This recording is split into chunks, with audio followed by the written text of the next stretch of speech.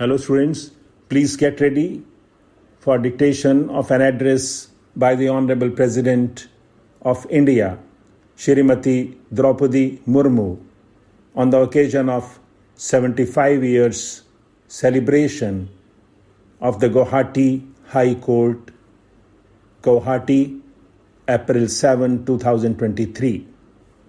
5 seconds.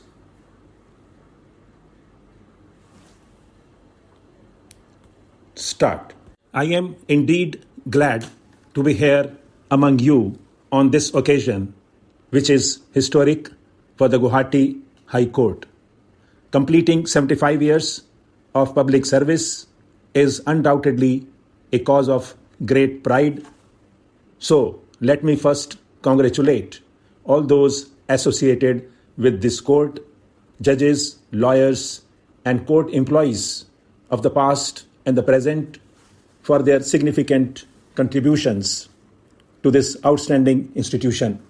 I also congratulate the people of the Northeast in general and the people of Assam in particular, as they have also made crucial contributions to this achievement. A period of 75 years is but a blink in history, but it is indeed a long time for individuals and the institutions they build. Last year, we began celebrating 75 years of independence. The whole nation is celebrating this in the form of Azadi Ka Amrit Mahotsav with patriotic fervor. Milestones like this make us aware of the past that has shaped our present. That is also true for our celebrations today. Today's occasion reminds us of the vision and commitment of those who shaped this institution in its early years.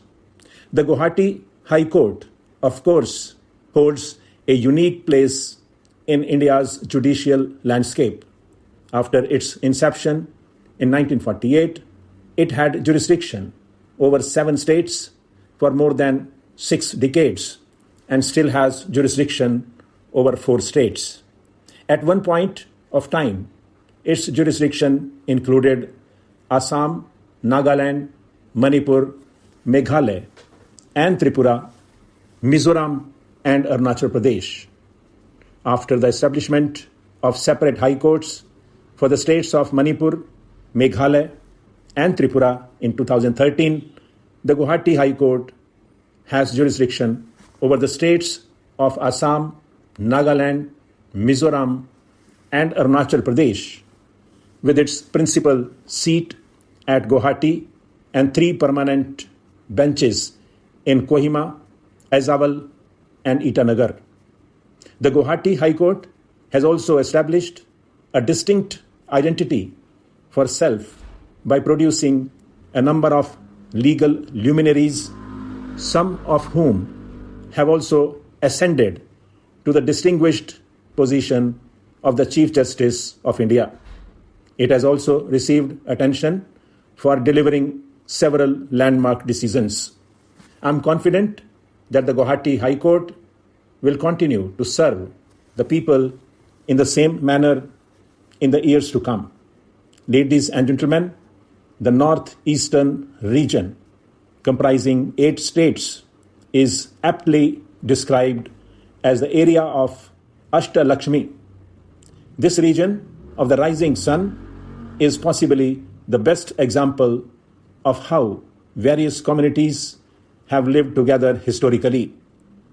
As a result, it has rich ethnic and linguistic diversity. In such a region, institutions need to have a great deal of sensitivity and responsibility as divergent traditions and laws govern the lives of the people of the region. The indigenous people of the hill areas prefer conciliatory processes rather than somewhat adversarial systems.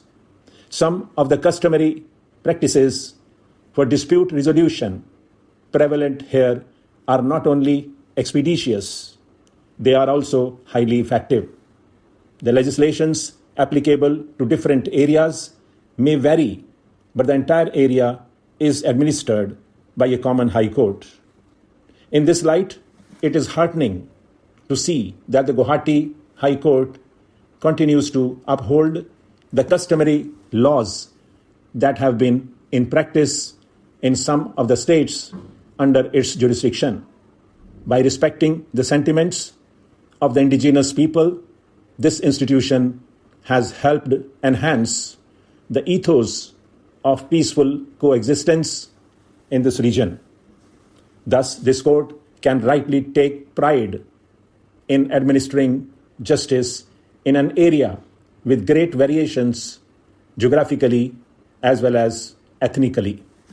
Ladies and gentlemen, when I was thinking about the achievements of the Guwahati High Court, I also gave a thought to the role of justice in our society. The foundation of India as a modern republic is our magnificent constitution, whose cornerstone is justice. The framers of the constitution had a vision that had emerged out of our glorious freedom struggle. They envisioned independent India as a nation where all citizens were equal in every sense of the term. Equality was meant not only as equality before law. That is why their notion of justice was quite expansive. Justice includes economic and social justice as well. Indeed, it expands beyond 2 or 3 aspects, and it becomes the duty of every generation to make the term meaningful in its time. In our time, I believe we must become sensitive to ecological justice. Environmental degradation has led to great injustice to many communities around the world. In fact, we need to be sensitive to other species as well as towards the whole ecology, because humankind as a whole has done unprecedented damage, that is, injustice to the other members of Mother Nature's family. Working towards ecological justice can take many forms, and the legal fraternity, I'm sure, will also make meaningful contributions to it. Speaking of justice, I cannot help but repeat what I have said before. I strongly believe that justice, by definition, has to be inclusive and thus might be accessible to all.